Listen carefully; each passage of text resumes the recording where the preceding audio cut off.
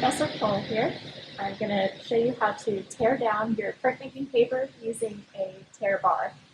The first thing you need to do before you use the tear bar, as a note, our cutting mats and rulers are located in this first drawer. And we have two types of tear bar. Either one works. One of them just happens to have a ruler on it. Otherwise, I suggest grabbing the steel tear bar and a ruler.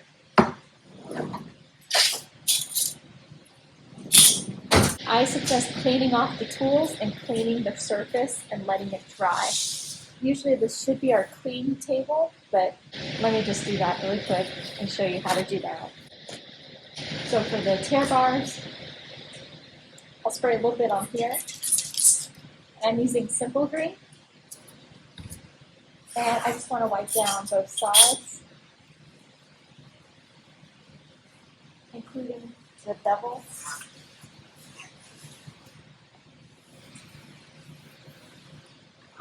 And I put that in there.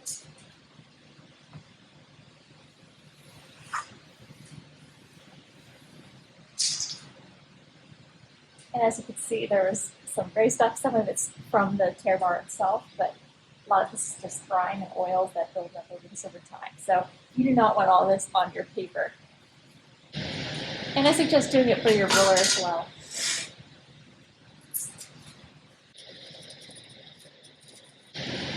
Good.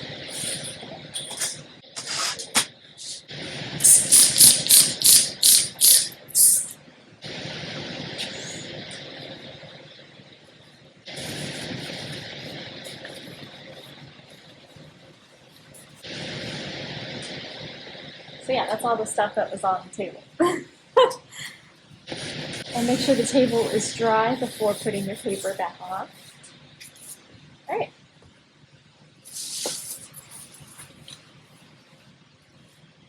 So the first thing I'm going to show, I'm going to be tearing this down into eighths. So for this first instance, I'm not necessarily going to measure what I'm going to tear down. So I'm going to tear this in half, and in quarters, and then eighths. So to do that, I'll fold this over and match both corners, like so. And I'm not going to crease it all the way down. What I'm going to do is I'm going to pinch the two corners here. So I'm going to just pull this to one side, pinch, and then pull this to one side, and pinch. And the reason I'm not creasing it all the way down is that if you crease it, that smushes the fibers of the paper and actually makes it even harder to tear. But by just pinching the edges, that gives you some guidelines for you to set down your tear bar.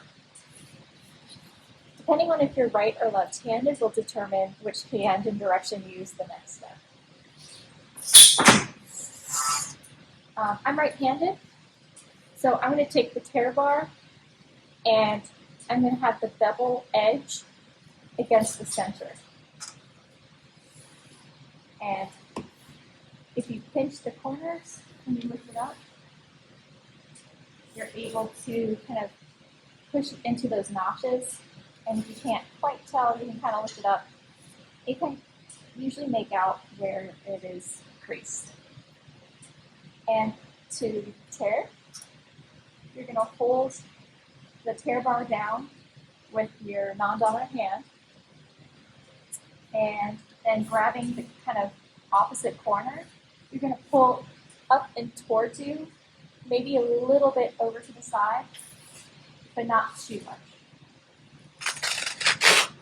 So I should try to pull up and slightly back, and I'm going to inchworm my hand down, making sure not to move the tear bar.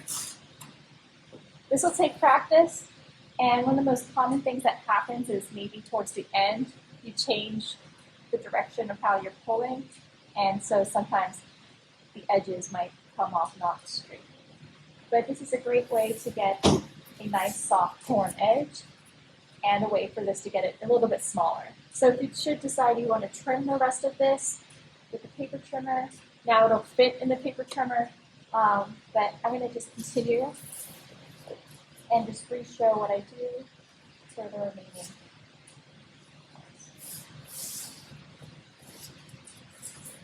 So I pinch both corners. I'm setting this in.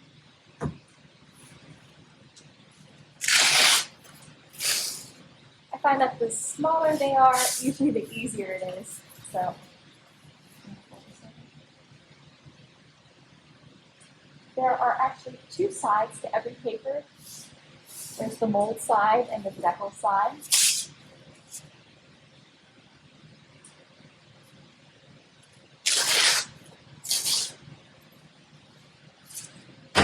So there is a front and a back to the paper. The back side usually has almost like a chain texture or like a grid texture on it, and that's from the mesh of the molded decal we use to make the paper.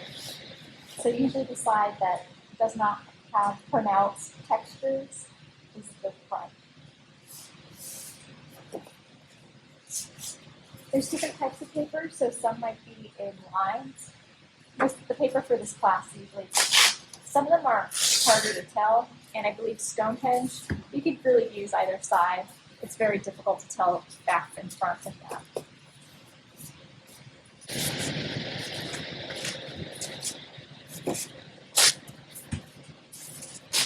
Okay, so now I have 8 sheets of 1/8 of the printmaking paper.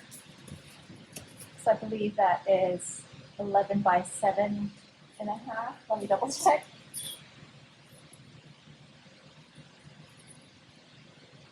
Yeah, 7.5 by 11 and 1/8. Okay, so I'm going to move my point of view so you can see there's a specific dimension you get.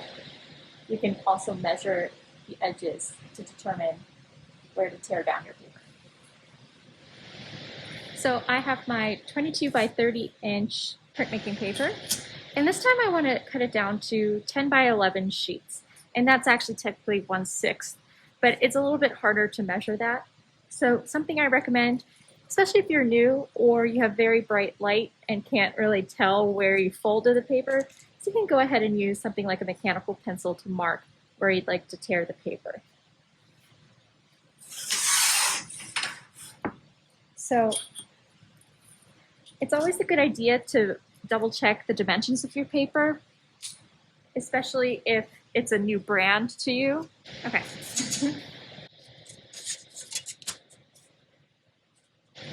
So this is actually 29 and 7/8, and by just shy of 22. So things like that are good to keep in mind, especially if you want all of your pieces of paper to be even. But for today, I'm just going to measure. So 22 divided by 2 is 11. So what I like to do is, especially if it is uneven, like this is just shy of 22, maybe I will center it within here. So 22 divided by 2 is 11. And if I center it, I might get the center of the paper. So it is a little shy of 11. So if you need it to be exactly 11, you'll only be able to get one width. Make sure you do it in the same way on the other side. So if I were to just rotate this and do the same thing, and I was just doing 11 from this side, you would just need to make sure that you're doing it from that side versus this side, because otherwise it won't be centered. Okay. And after this, I'm dividing it 30 by 3. So that's usually 10. But because this is slightly smaller, I'm just going to go ahead and mark at 10 and mark at 20. So my center sheets might be a little bit wider than the outer ones, but for what I'm doing today, it's fine. All right.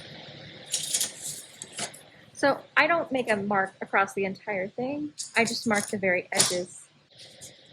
I might need to remake marks as I tear down. For example, the center marks for the 11 inches, I only have marks here and here. But I don't like erasing because that'll damage the surface of the paper. So I'll go back and remeasure where I need additional lines. So you don't technically need to fold it over. That just is helpful sometimes to get it back on track. So remember, hold down the tear bar, pull up and towards you. And if you need to shimmy your hand down, either way is good. Now this one, I kind of started pulling it towards me too much, and the paper started to tear in the center. So I have, in some ways it can be desirable to have a more textured edge, but if you look on the back of this paper, there's parts of it, it's not a big deal, but that's just what happens if you bring it over too far.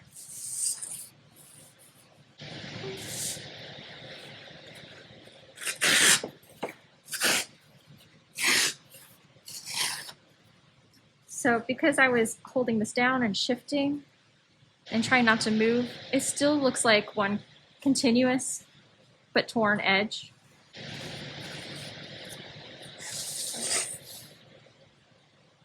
And of course, with 11, I'm dividing this by 2, so if I want to, I can just go ahead and fold it and pinch it like I had before.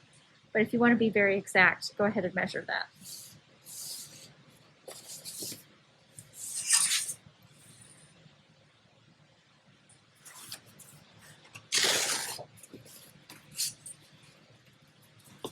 This style of tearing works for most Western style papers. If you have some types of mulberry, rice, hosho papers that are very thin, there's some other techniques I'll link to called water tearing, I think, where you apply water to the seam and then tear it, and it creates a very feathered, soft edge.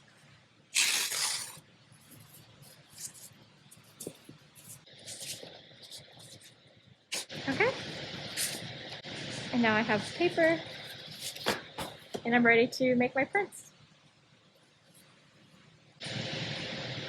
I will say that if you do have to tear something that's under an inch, it is very difficult, so I suggest cutting that. Although if you still want that nice beveled edge, what you would want to do is just go very slowly and really inch your way down.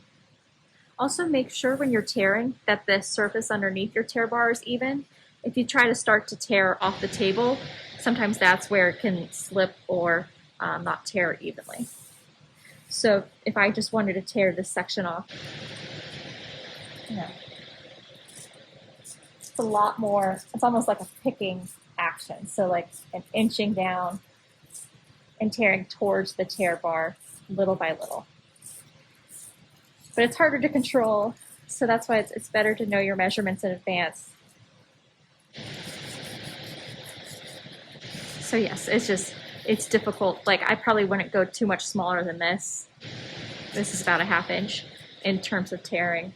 And of course you can see it wasn't perfect. There's a couple spots where it's just kind of out there, which I could try to go back and pluck. And sometimes what I've done is with an X-Acto knife, I might make a small slit and then so that I can grip it easier and then tear, but no biggie.